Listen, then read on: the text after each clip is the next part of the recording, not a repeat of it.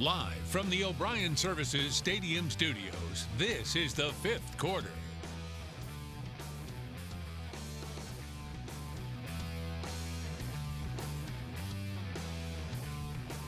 Good evening, everyone, and welcome to week 4 of the high school football season. I'm Dustin Dorsey, that's Joe Catenacci, and this is the fifth quarter.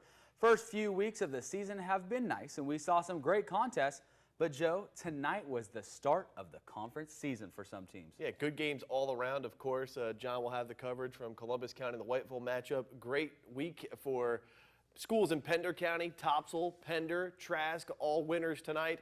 New Hanover picks up a big win on the road in a shootout, 41-38. Wesley Gaines with a big field goal late in the game to secure the win for the Wildcats, now 4-0, and I was over in Bucktown covering the Laney-Triton matchup. That's right. Yes, you were. And let's go ahead and start off with that. The game in Wilmington, like you said, it's Bucktown.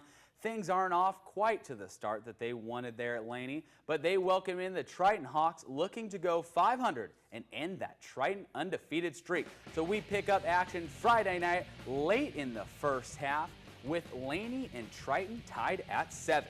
Laney, tough situation early on, struggling on offense and defensively here late in the first half. You see Triton get on the board to take a 14-7 lead at the break. That will go into halftime, but here comes Sherrod Sidbury. Suspended for the first half and actually later ejected, but he gives the Laney offense new light here. There's Sidbury rolling out, hitting Jason Billingsley for a Buccaneer first down, moving the chains early in the second half. And it's Daquad Pridgeon scooting around the edge and finding the pylon himself. 14-13 Triton after a missed extra point by Laney. On the ensuing possession, it's defense time. Look at the strip, scoop, and score here by the Bucks. So Quad Yeoman strips the football, and there's Daquan Bloodworth for the recovery, and as you said, gets into the end zone and gives Laney the lead. Sidbury looking to get going on the ground. He's coming right at the cameras, Joe, coming right at you. Yeah, amazing what this athlete can do when he gets on the football field. And here he is, a nice little flip toss to Jason Billingsley, the final touchdown of the ball game, and this gives Laney the big 26-14 victory. You better believe it. Now let's head off to Pender, where the Patriots are taking on Rosewood. Pender's trying to get their first win of the year. They're fired up at home. Yeah, it all starts with Tucker Chapin, a nice pass to Devontae Phillips, but a big hit laying the wood right there is Lavelle Henry Jr., and it gets things going defensively for Pender. Baby, gotta love that. Now Chapman going back to pass again, trying to figure out, but he is sacked, folks. Peyton Robinson, Corey Winfield for Pender. Yeah, that's a coverage sack right there. Good defensive coverage in the backfield, and allows the defensive front to get up there and get off to the quarterback. Look at this man, little guy rumbling, stumbling. Michael Reed, nice, but another handoff for Reed. Look at this, puts the ball on the dirt here. Yeah, great recovery here for the Patriots. Little scoop and all the way to the house for a big touchdown. Pender goes on to win 22-15. You know it. It's the first win for the Patriots. Now from Pender to Topsail, the Pirates are coming off a rain delay bye week, and they are playing the White Oak team at home. And the first quarter is Pirate captain Noah Lavallee back to business, takes the misdirection handoff into the end zone. Touchdown Pirates, 7-0, Topsail in the first. That sophomore can run the football. Now look at, here's another guy that can run the football. It's the quarterback right here, Edward Anthony. Goodbye, ladies and gentlemen. Look at him streaking up the sidelines at Topsail. Pure athleticism right there by Anthony. Makes tacklers miss all over the field and scoots his way past the goal line for the touchdown as White Oak was able to tie things up there. That's it, but this is the first play of the second quarter. Jacob Floyd finds Harrison White wide open. Pirates regain the lead 14-7. Then near the end of the half, it's Lavallee again. You're able to use the running game to set up your passing game. You saw the touchdown earlier, and now Noah Lavallee gets into the end zone for the second time, and it's all Pirates in this one. You better believe it. 42-13 is your final score from Topsail High School. Now let's head over to Rocky Point in a rematch from the 2016 state playoffs between the Union Spartans and your Trask Titans. And things picked up in the second half, and here we go with Trask. Big run here around the edge, gets it set up for a Titans touchdown eventually. And again, Trask looking for revenge here after last season's season-ending loss to Union. Yes, and the defense holding strong here for the Titans. Now they're back on offense. Look at B.J. Jordan go. So gets a couple of good blockers, a big hole up front, uses it around the edge for a big first down. And now back on that defense. Botch snap, takes it, and he's sacked. Down he goes. Yeah, great effort all around tonight for Trask, offensively clicking, and here we go again defensively. Safety stepping up right there. Big interception and a pick six for the touchdown. Boy, that's the theme of the night. Defense wins championship. Throw up the X, young man. The Titans win 15-6. Now let's go to Sarah Johnson for a post-game reaction. Thanks, Dustin. I'm Sarah Johnson here with Trask head coach Jonathan Taylor. Now, Coach, Union knocked you guys out of the playoffs last year. How does it feel to walk away with a win tonight? Yes, sir. A win's a win, and we'll take it. But like I told the guys, sometimes you don't deserve to win. And that was a tough, hard-fought Union game tonight. Tough team. Union, they really came in here. They did a lot of things that kind of slowed down what we want to do offensively. They're a great group of it, a great coach group. So we know it's going to be tough. It's a tough game every time we play them. We'll take the win. It's just a lot of mistakes we got to clean up, and so that's something we got to go to work on next week. I'm joined now with BJ Jordan. BJ, tell me about your team's win tonight. It was very tough. We only had we had Monday off, and Tuesday was indoor practice because of the rain. And Wednesday field was still wet, and Thursday, I believe, practice in the gym. We only had like one outside practice this week, so it was tough coming out here and not really knowing what they run and stuff like that. And then we had on defense basically shut the game down. Now offense didn't really win the game. And what are you looking forward to the rest of the season with these guys? Trying to break the record from last year. We won 7 games this year and trying to win 8 or more. All right, well, thank you so much, BJ. Out here at Trask High School, I'm Sarah Johnson. I'm BJ Jordan. For the 5th quarter, back to you guys in the studio. Thank you, Sarah and BJ, and thank you, ATMC, for these highlights of North Johnston and North Brunswick. Here's the game getting going right here. Trey Whitley passing deep to Gavin Settles, 35-yard pickup for North Johnston. A lot of air under that football for a big touchdown for North Johnston, get early on the board.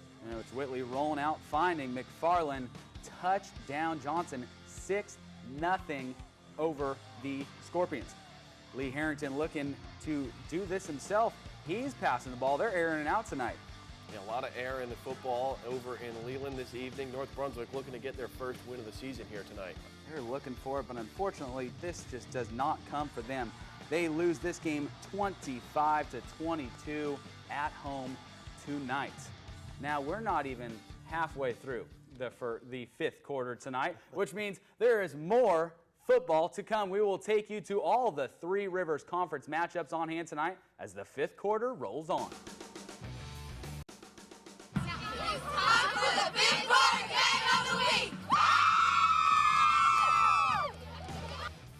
Welcome back, everyone. This is the 5th quarter, and they said it right there. Let's get to our game of the week. The Three Rivers Conference is now back in action, but there is no bigger battle than the one in Whiteville. This game featured 2 of the greatest running games in our area and 2 past 5th quarter Player of the Week winners. It's the East Bladen Eagles and the Whiteville Wolfpack, and John McHugh joins us now with the highlights. John? Thank you, Dustin. Well, it was a matchup of 2 of the most passionate football schools in the Cape Fear tonight. It is always a big deal when Whiteville and East Bladen face off, but tonight you could feel something a little different in the atmosphere. Both teams came into this one undefeated, and you know what that means.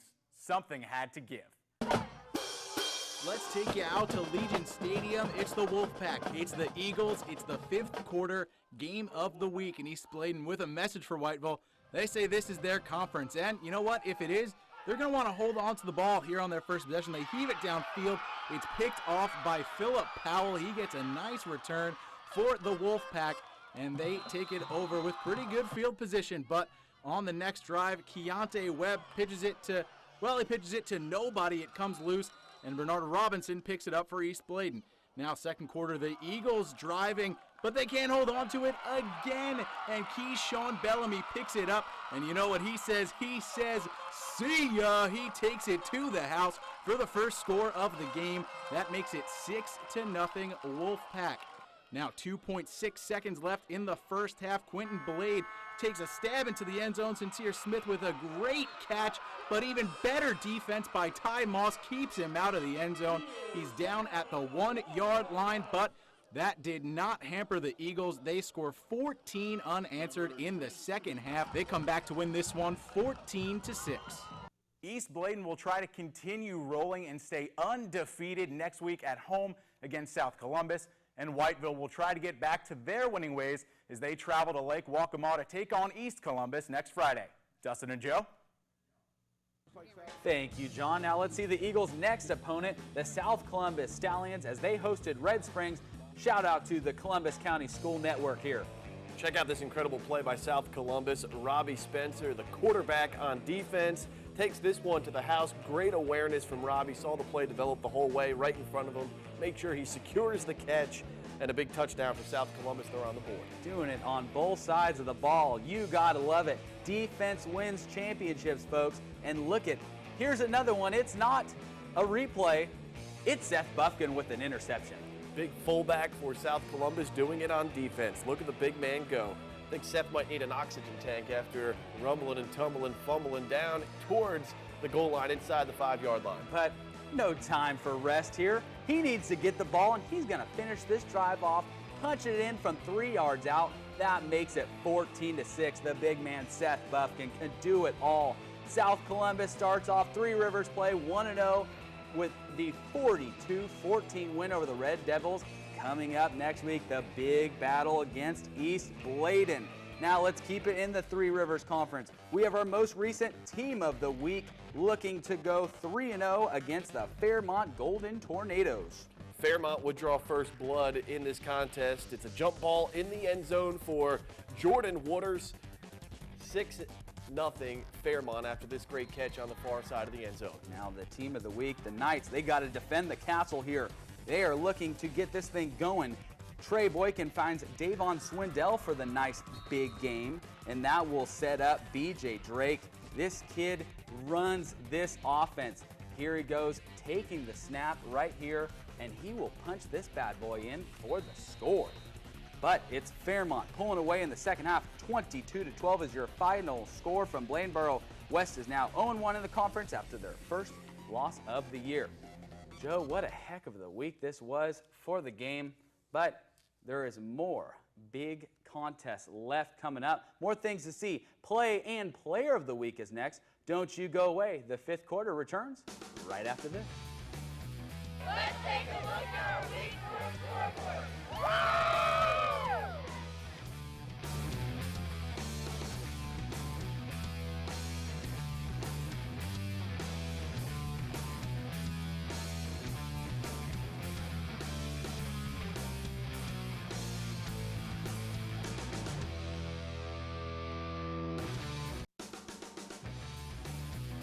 This is the fifth quarter. Yes, it is, Joe. You know what time it is? Time for the play of the week. You better believe it. Let's head back out to Bucktown. This play was so good, we needed a second look here, Joe. It's Aquadiola with the strip right there. Daquan Bloodworth in his hands. He takes it in for the score. A huge momentum boost here for the Bucks, who led by 5 at the time to make it a double-digit advantage. Defense pitches a shutout after the break. It was really the Laney defense that held him in the game early on, and then to see him capitalize with a big exclamation point on the victory here on a short week after having to play on Monday of Labor Day. Short week, Friday, they turn it up in the third quarter, and the difference in the ball game. That's our WWA fifth quarter play of the week. Goes to Daquan Bloodworth with that score for the touchdown on the defensive side of the football. Yes, it was. Now for our Player of the Week, it's the 3 defensive stars tonight. First, we have Robbie Spencer getting it done on both sides of the ball with a 96-yard pick six and orchestrating a 42-14 win for South. Keyshawn Bellamy had a scoop and score for Whiteville as the Pack held East Bladen to only 14 total points in the game. And Pender's Latrell Brown also had a defensive touchdown to help the Patriots grab their first victory of the year. Back on you fans this week at midnight, the poll will be open. Our 3 playmakers need your vote. Make sure to follow WWAY Sports on Twitter and make your voice heard. Now, Joe, Another stacked schedule. Real quickly, what did we learn after week 4? First and foremost, good to see some defense on the camera there as part of the players Picks of it the up week. for East Bladen. East Bladen, Now second new quarter, conference, of course. They go on the road in Columbus County with a big win at Legion Stadium against Whiteville, making a statement in the Three Rivers Conference. You better believe it. Good night, folks.